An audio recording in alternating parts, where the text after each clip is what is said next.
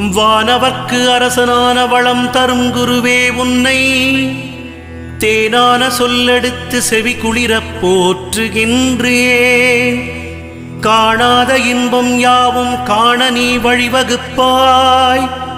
மீனமும் தனுசு முந்தன் மேலான வீடதாகும்.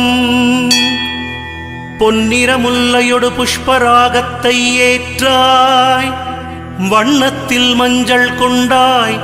மரத்தினில் அரசை ஏற்றாய். எண்ணத்தில் நிற்கும் தேவா எளிதினில் வெற்றிதாராய்.